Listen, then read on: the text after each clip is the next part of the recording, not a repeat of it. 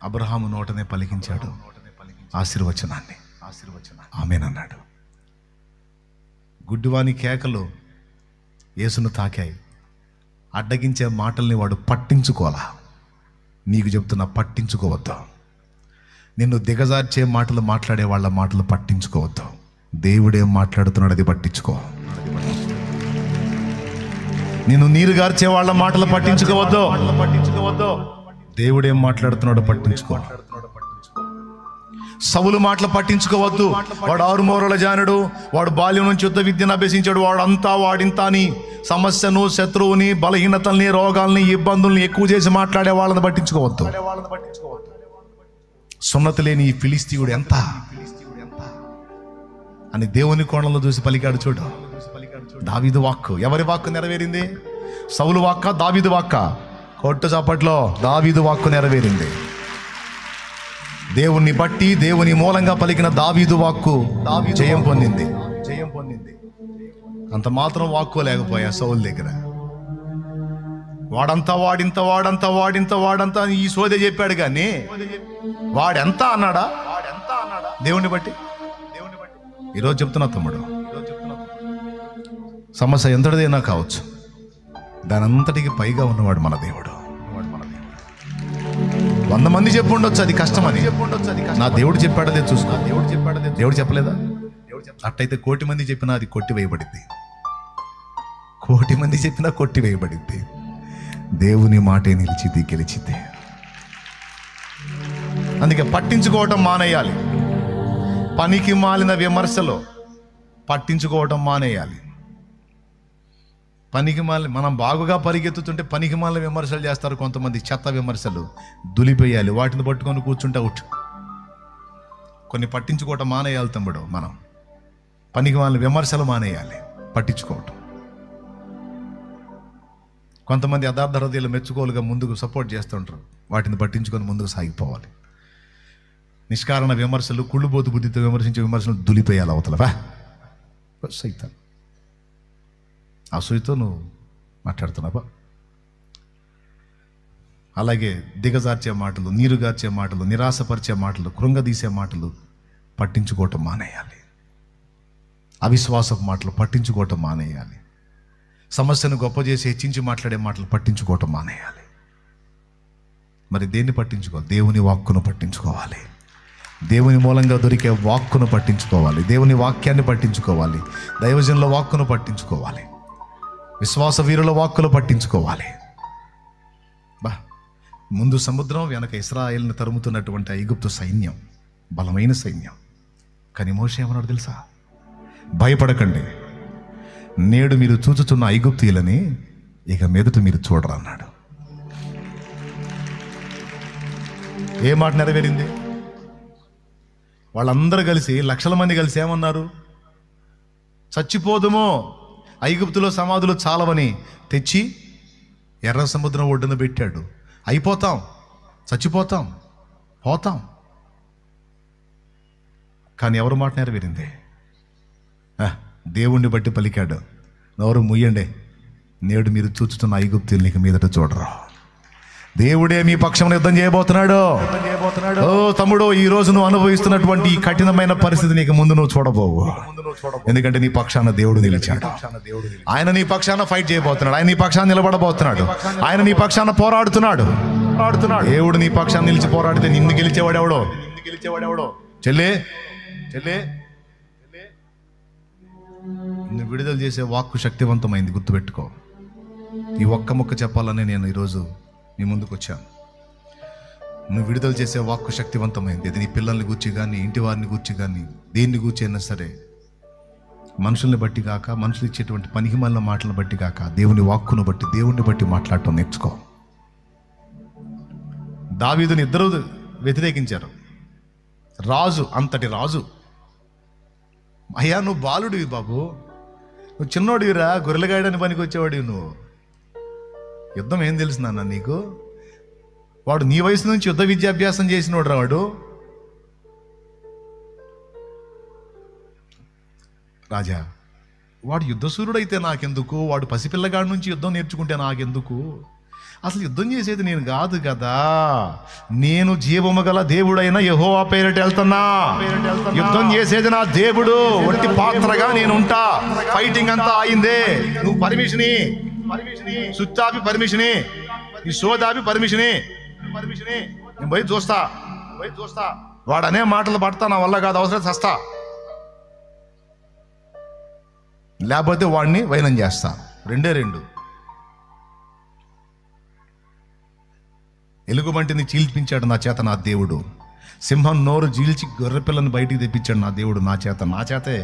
ఇన్ని జయించిన దేవుడు వీడిని కూడా కూలగొడతాడు నా చేతనే. నువ్వు పర్మిషన్ ఈ రాజా ప్లీజ్. ఓరి నాయన, పిల్లలకంటే పిల్లలకి చెప్పలేము, ఇదే వాళ్ళకి ఆవేశం ఎక్కువ.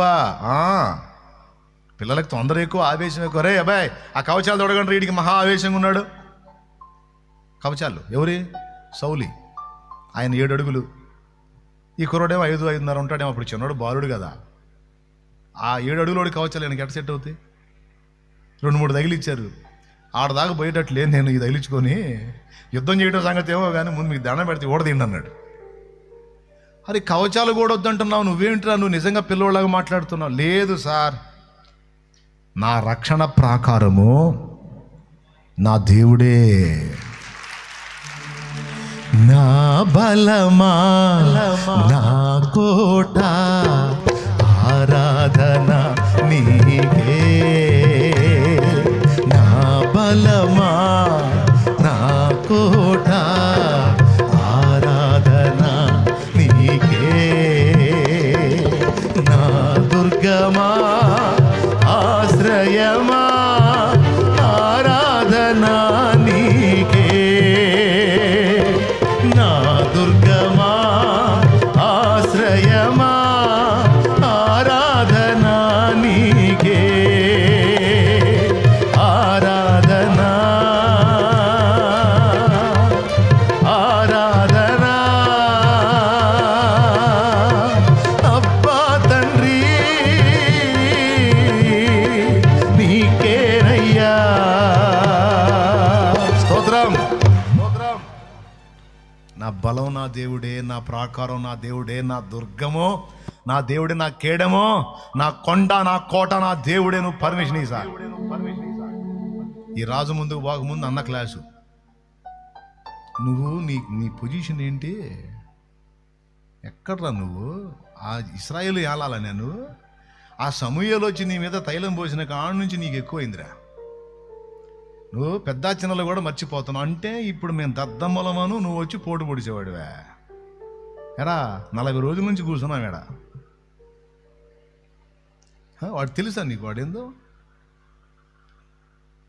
యుద్ధం చేస్తా. నీకు మహా గర్వంరా, నీకు అహంకారం ఎక్కువ. అతనిలో ఉన్న ఆత్మ పరితాపాన్ని అహంకారంతో పోల్చాడు ఒకడు, గర్వంతో పోల్చాడు ఒకడు. అతనిలో ఉన్న ఆత్మ పరితాపాన్ని, దేవుని కొరకైన తీవ్రమైన ఆసక్తిని పిల్ల చేష్టలతో పోల్చాడు రాజు. ఈ 2 మాటలు దులిపేశాడు దావీదు. బాధ్యత, దేవుని కొరకైన బాధ్యత, రాజ్యం కొరకైన బాధ్యత, ప్రజల కొరకైన బాధ్యత. ఆ పసి మొగ్గగా ఉన్నప్పుడు ఆ లక్షణం బయటపడింది చూడు. అక్కడే లక్షణం బయటపడింది. అవసరమైతే ప్రజల కోసం, ప్రజల పక్షంగా, దేవుని కోసం, దేవుని పక్షంగా చావటానికి సిద్ధపడి ఒక తెగించిన గుండె ఆ పిల్లవాడిలో కనపడింది. అది అది అది అది లక్షణం, అభిషిక్తుని లక్షణం. ఈ అడ్డుబండలన్నీ పోయినాయి. చివరికి ఎవరి మాట గెలిచింది? తీరా యుద్ధరంగంలో పోతే 3వ వాక్కు వాడిది. మొదటిది అన్నది, 2వది రాజుది, 3వది యుద్ధ భూమిలో వాడు రిలీజ్ చేస్తున్నాడు. తన దేవతల పేరిట దావీదుని గొలియాతు శపించుటకు మొదలు పెట్టెను. రా, నిన్ను చంపి ఆకాశ పక్షులకేస్తారా? ఎరా కుక్కను అనుకున్నావా, కర్ర తీసుకొని వస్తున్నావు? వాడు కూడా ఆపోజిట్ మాట్లాడటం మొదలు పెట్టాడు. వెంటనే తిరిగి రివర్స్. ఈ ముగ్గురికి 3 ఆన్సర్లు చేసి వచ్చాడు. ఫస్ట్ అన్న దగ్గర అన్న మాటలన్నీ విని దులిపేసి పక్కకు వచ్చాడు. రాజుకేమో ఆన్సర్ చేశాడు. గొల్యాతుకేమో, నువ్వు బల్లెంతో ఈడుతో వస్తున్నావు, నేనైతే నా దేవుడైన యెహోవా పేరిట నీ మీదకి వస్తున్నాను. ఈరోజు నిశ్చయముగా నా దేవుడు నిన్ను నా చేతికి అప్పగిస్తాడని వానికి ఇవ్వాల్సిన ఆన్సర్ వానికి ఇచ్చి కొడితే అవుట్. ఇప్పుడు దీన్ని బట్టి ఏమర్థమైంది మీకు? అబ్రహాము నోట అబ్రహాము అని పలికించి అబ్రహాముని చేసిన దేవుడు. స్తోత్రం. పిరికివాడైన గిద్యోనుని పిలిచి, పరాక్రమమైన బలాఢ్యుడా అని పిలిచి, ఏమి లేదు వాళ్ళు చేసిన యుద్ధం. కొండ పగల కొట్టారు, శత్రువు బయలుగెత్తాడు. కొండ పగల కొట్టడమే వాళ్ళ యుద్ధం. మీరు చదవండి గిద్యోను స్టోరీ. అందరూ రౌండప్ చేసి దివిటీలు ఆ కొండల్లో పెట్టి ఒక్కసారి దేవుణ్ణి స్తుతించి, యెహోవా ఖడ్గము గిద్యోను ఖడ్గము, గిద్యోను ఖడ్గం యెహోవా ఖడ్గం అని పెద్ద కేకలేసి కొడితే కొండల పగల కొడితే దివిటీలు కనపడేసరికి అమ్మో వచ్చి పట్టారు అని సత్తబోజ మొత్తం పరార్.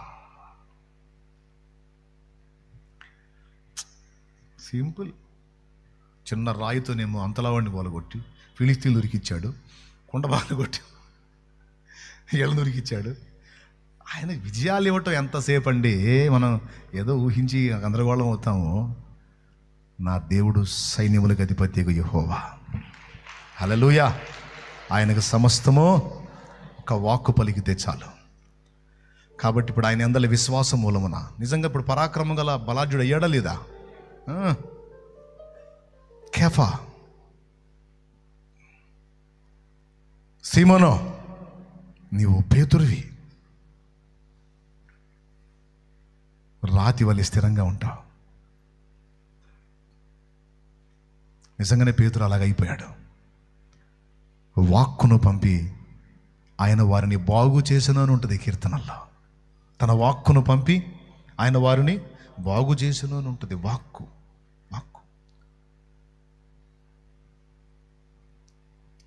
ఈరోజు దేవుని సముఖంలో నువ్వు ఏం పలుకుతున్నావు? ఎవరి మాటలను ఆధారం చేసుకొని పలుకుతున్నావు? ఎదుర్కొంటున్న సమస్యలు ఏంటి? దాని విషయమే నువ్వు పలుకుతున్న వాక్యేంటి? నువ్వే డిసైడ్ చేసుకో.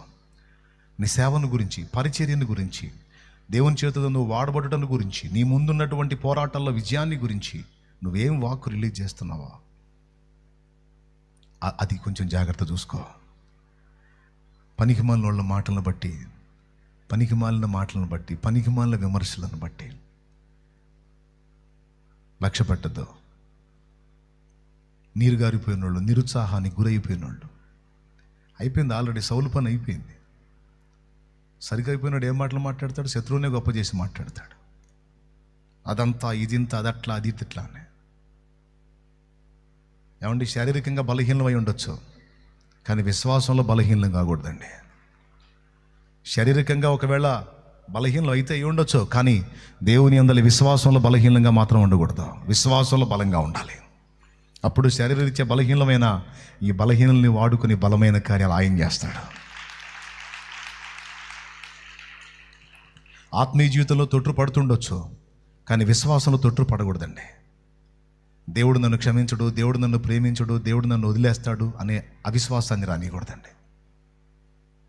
స్పిరిచువల్ లైఫ్లో ఒక్కోసారి తొట్టుపాట్లు ఎదురవుతాయండి. ఏదో అయిన వాళ్ళు అక్కడే కూర్చుంటారు, పడ్డవాళ్ళు అక్కడే కూర్చుంటారు. ఏందిరా అక్కడే కూర్చున్నామంటే నేను దేవుడి పనికిరాను అంటుంటాడు. దేవుడు నన్ను ఒప్పుకోడు అంటాడు, దేవుడు నన్ను క్షమించడు అంటాడు. నువ్వు ఎవడిలో చెప్పడానికి క్షమించడని అడిగావా? ఆయన ముందుకు పోయావా? ఆయన ఏమన్నా నీకు ఫోన్లో మాట్లాడా? దరిద్రుడా, ఇంత దరిద్ర పని చేశాను, నేను క్షమించను పో అని అన్నాడా? మరి ఎందుకు రాయ్యా నీకు నువ్వే సర్టిఫికేట్లు ఇచ్చుకుంటావు? రారా నాయన, యేసు రక్తం దగ్గరికి రా, కడిగేసుకో, శుద్ధీకరణ పొందు, తిరిగి మళ్ళా మొదలుపెట్టరా పిచ్చోడా. జయం నీదే, మొదలుపెట్టరా. జయం నీదే, మొదలుపెట్టు తల్లి. లే, పైకి లేచి నిలబడండి.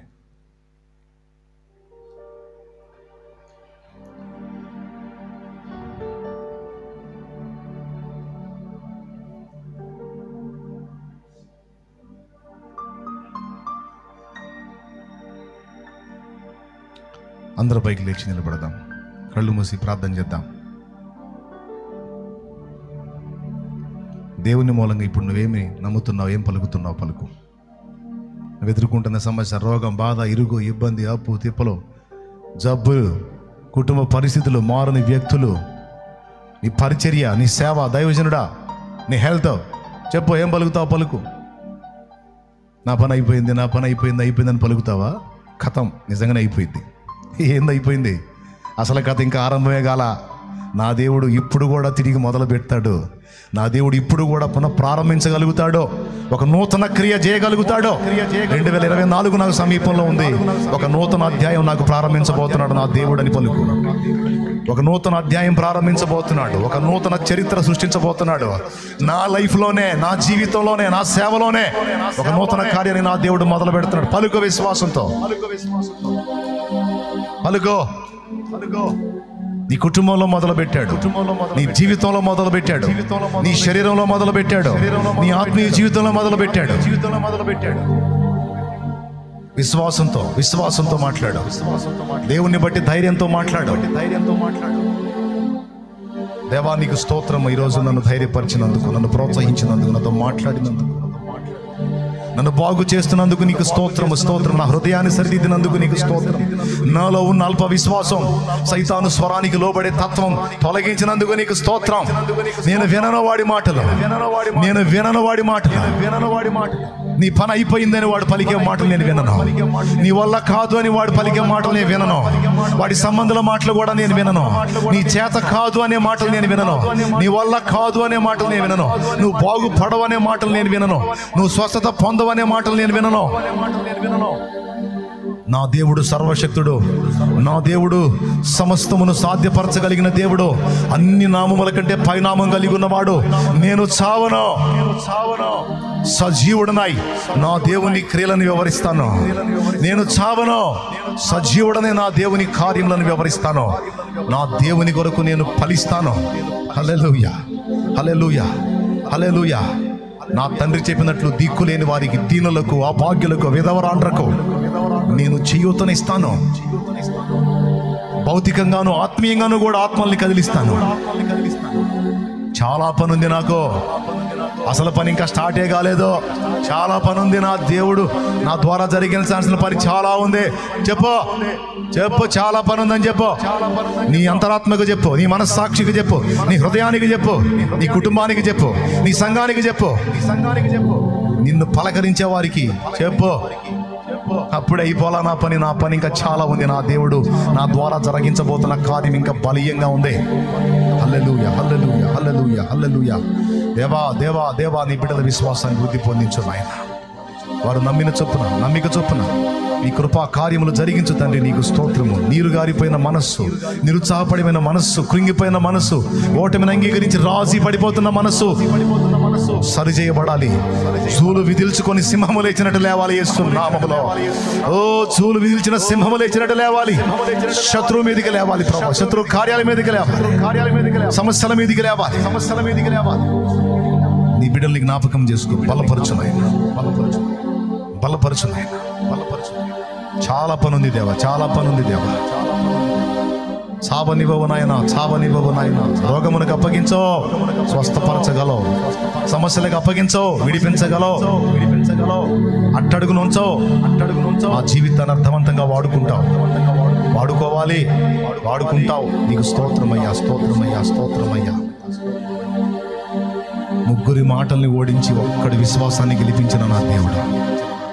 ముగ్గురు పెద్దలు, ఒకడు 12 అడుగులు, ఒకడు 7 అడుగులు, ఒకడు పెద్దన్న, మొత్తం మాటలు ఓడిపోయేటట్టు చేసి నీ దాసుడు దీనుడు నిన్ను బట్టి వేసిన అడుగుని గెలిపించావు కదయ్యా. నీకు స్తోత్రం. అహంకారాలను ఎదిరించి దీనులకు కృప చూపేదేవా. ఇదిగో నీ పిల్లలు దీనులై నీకు మొరపెట్టుచుండగా, తమ విశ్వాసపు వాక్కును విడుదల చేయుచుండగా, జయమును పలుకుతుండగా, శుభమును పలుకుతుండగా, ఆశీర్వచనం పలుకుచుండగా, యేసు నామములో అది జరుగును గాక. నువ్వు ఆమేనను దేవా. నీ బిడ్డలందరినీ పేరు దర్శించు. వారు ఎదుర్కొంటున్న శారీరక, మానసిక వేదనలు తొలగించు. వారు కలిగి ఉన్న కొరతలు, లేమి, కొదవ నీవు తీర్చయ్యా. నీకు వందనాలు చెల్లిస్తాం. వారి రోగములను స్వస్థపరిచి, వారి ఆత్మీయ జీవితంలో ఓటములను స్వస్థపరిచి, బాగు చేసి జయ జీవితం పొందడానికి సహాయం చేయి. పాపమును విడిచిపెట్టి పరిశుద్ధత వైపు అడుగులు సాగించడానికి సహాయం చేయి. అందరి జయమునినైనా నీకు స్తోత్రము ప్రేమ. ఎక్కలేనంత ఎత్తైన కొండ, పరిశుద్ధ కొండ ఎక్కించు బిడ్డలు. మమ్మల్ని అందరిని ఎక్కించు అయ్యా. ఏ పర్వతాలు ఎక్కాలను ఆశించే ఆ పర్వతములన్నీ మేము ఎక్కుదుముగాక యేసునామములో. మమ్మల్ని ఎక్కించగల నీకు స్తోత్రమయ్యా. పరిశుద్ధత, పరిశుద్ధత, నోటి మాటల్లో పరిశుద్ధత, చూపులో పరిశుద్ధత, శరీర క్రియల్లో పరిశుద్ధత, చేతల్లో పరిశుద్ధత, నడతలో పరిశుద్ధత, ఆలోచనల్లో పరిశుద్ధత, వ్యవహారంలో పరిశుద్ధత మేము కలిగి ఉంటానికి మాకు బలము నీ దేవా. తెలిసి తెలియక ఇంతవరకు మా నోటి మాటలు, క్రియలు, చూపులు, తలంపులు, ఆలోచన, ప్రవర్తన యావత్తులో ఉన్న పాపములను ఈ రోజుతో నీ రక్తముతో కడిగి పరిశుద్ధపరిచి నూతనపరిచి ఇది మొదలుకొని మమ్మల్ని ఆశీర్వదించు. కృతజ్ఞత స్తోత్రాలు చెల్లిస్తూ ఈ మాటలన్నిటినీ మాకు ఇచ్చినందుకు వందనాలు చెల్లిస్తూ యేసు ప్రశస్త నామంలో ప్రార్థించి నేను మహిమపరుచుకుంటున్నాము తండ్రి. ఆమేన్.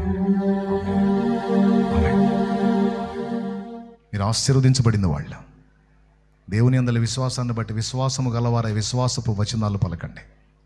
ఆమేన్, ఆమేన్. నీ నమ్మిక చొప్పుననే, నీ విశ్వాసం చొప్పుననే కార్యం జరిగింది. ఆమేన్. క్రమంగా నిలబడండి. ఇప్పుడు ఫైనల్ బ్లెస్సింగ్ ఇచ్చి నేను ముగిస్తాను. పరిశుద్ధ తండ్రి, బిడ్డల్ని జ్ఞాపకం చేసుకున్నారు, మీకు వందనాలు. ప్రత్యేకంగా వారిని దర్శించండి. చాలా దూరాల నుంచి ఈ పాదాల చెంతకు వచ్చారు. ఈ బుధవారం విజిటింగ్ టైం. నా ప్రభావ బిడ్డలను ప్రత్యేకంగా ఆశీర్వదించి వారు ఎదుర్కొంటున్న శారీరక మానసిక సమస్యల నుంచి వారిని విడిపించి స్పష్టంగా నీ కార్యాలు వారు స్వతంత్రించుకోవడానికి క్లియర్గా వారికి అర్థం కావాలి. ఇక్కడ ఉన్న వాళ్ళు లైవ్లో జూమ్లో కనపడుతున్న వాళ్ళు బిడ్డలందరికీ కూడా నీ స్పష్టమైన కార్యాలు అర్థం కావాలి, అవి అనుభవించాలి, అనేకులకు సాక్షులుగా వారు ఉండాలి. అంతేకాదు ప్రభా, వారు ఆశీర్వదించబడాలి, ఆత్మీయంగానూ ఆర్థికంగానూ కూడా దీవించబడాలి, అనేకులకు చేయూతనివ్వాలి, అనేకులను పాపం నుంచి బయటికి లాగాలి, అనేకులకు పాపం చేసే అవసరం లేకుండా సపోర్ట్ చేయగలిగేటువంటి సామర్థ్యంలోకి నీ బిడ్డల్ని నడిపించు. సమృద్ధి గలవారై దీవించబడాలి, ఆత్మీయత యందు ఐశ్వర్యవంతులు కావాలి, భౌతికంగా కూడా ఐశ్వర్యవంతులు కావాలి. దేశం యొక్క ఉన్నత స్థానముల మీదకి వారిని ఎక్కించు ప్రభువా, మమ్మల్ని ఎక్కించు ప్రభువా. ఉన్నతమైన స్థితుల్లోకి తీసుకెళ్ళు ప్రభా. నీ సేవ చేయాలి ప్రభా, నీ పని చేయాలి ప్రభా, ఆత్మలను రక్షించాలి ప్రభా. ఏ స్థాయిలో ఉన్న వాళ్ళకైనా సువార్త చెప్పడానికి మా బిడ్డలందరినీ కూడా ఉన్నత స్థానంలోకి తీసుకెళ్ళండి. అన్ని వర్గాల్లో ఉన్న వాళ్ళకి ఆన్సర్ చేయడానికి అన్ని వర్గాల్లోకి మా బిడ్డల్ని తీసుకెళ్ళండి ప్రభా. నీకు వందనాలు చెల్లిస్తాను. మతోన్మాద శక్తులను అణచివేయండి నాయనా. నీ సువార్తకు వ్యతిరేకంగా పనిచేస్తున్న దుష్ట శక్తులను అణచివేయండి. నీ కరుణాహస్తం తోడుగా ఉంచి దూరాల నుంచి వచ్చిన బిడ్డలు తిరిగి క్షేమంగా వారి గృహాలకు చేరు పర్యంతం నీ కాపుదల దయచేయండి. అందరినీ మీ చేతులకి అప్పగించుకుంటూ నీ వాక్కు చేత మమ్మల్ని ధైర్యపరిచినందుకు కృతజ్ఞతలు చెల్లిస్తూ యేసు నామములో నేను మహిమపరచుకుంటున్నాం తండ్రి.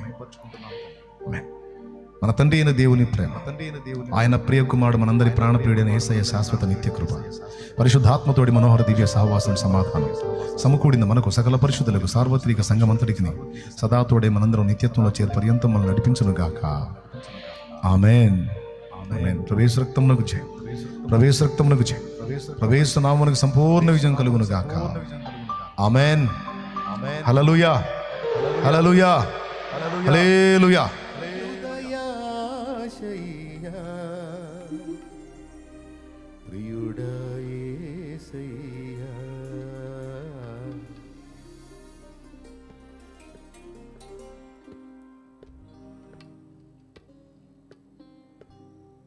నాలో నీవు, నీలో నేను, నాలో నీవు, నీలో నేను ఉండాలని నీ అందే పరవశించాలని. నాలో నీవు, నీలో నేను ఉండాలని నీ అందే పరవశించాలని. నా హృదయాశయ్యా ప్రియుడా యేసయ్యా, నా హృదయాశయ్యా ప్రియుడా యేసయ్యా. నాలో నీవు, నీలో నేను ఉండాలని నీ అందే పరవశించాలని. నాలో నీవు, నీలో నేను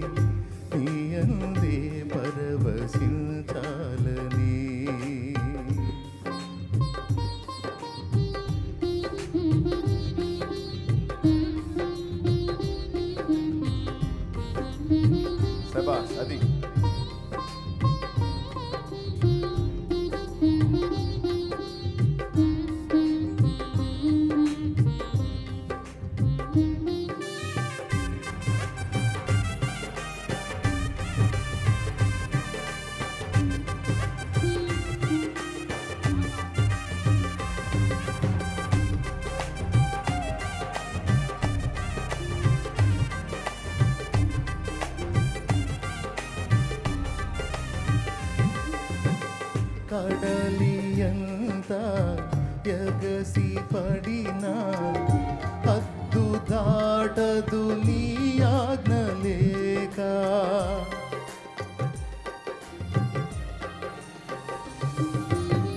కడలియంత ఎగసి పడినా హద్దు దాటదు నీ ఆజ్ఞ లేక. కలతలన్నీ సమసిపోయే కన్న తండ్రి నిన్ను చేరినాక. కరుణాతరంగము తాకేను హృదయము కనురెప్ప పాటులో మారేను జీవితం. కరుణాతరంగము తాకేను హృదయము కనురెప్ప పాటులో మారేను జీవితం. నాలో నీవు నీలో నేను, నాలో నీవు నీలో నేను ఉండాలని నీ అందే పరవశించాలని. నాలో నీవు నీలో నేను ఉండాలని నీ అందే పరవశించాలని.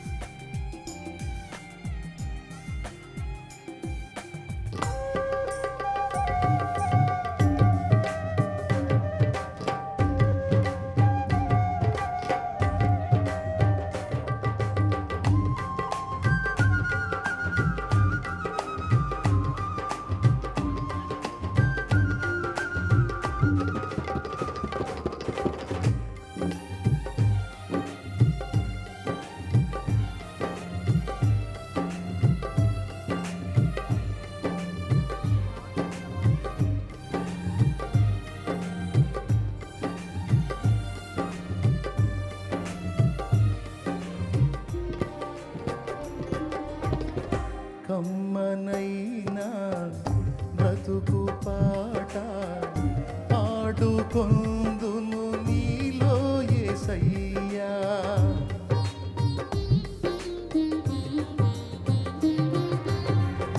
కమ్మనైనా బ్రతుకు పాట పాడుకొందును నీలో యేసయ్యా.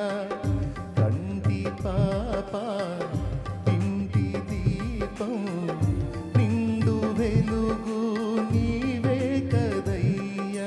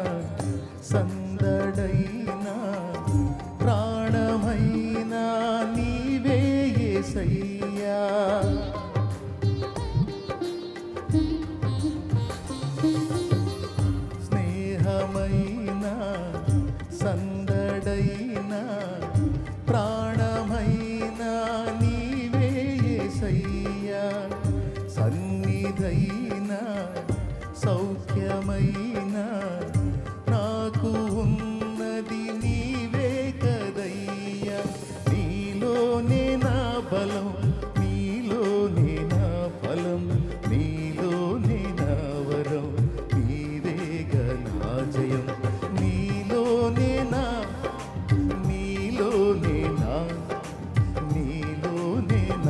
వరం. నాలో నీవు, నీలో నేను, నాలో నీవు, నీలో నేను ఉండాలని.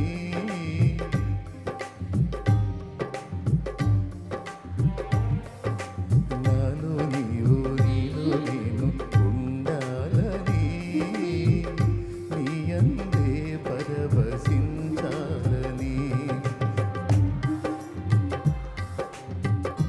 స్వరాలు వినపడాలి. యేసయ్యా నా హృదయాశయ్యా,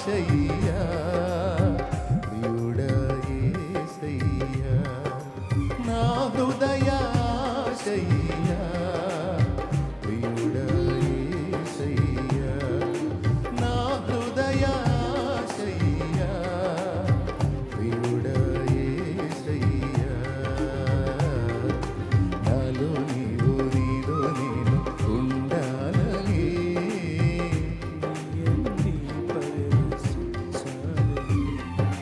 నాలో నీవు, నీలో నేను ఉండాలని. ఎందే పరవశించాలని, నీ అందే పరవశించాలని, నీ అందే పరవశించాలని.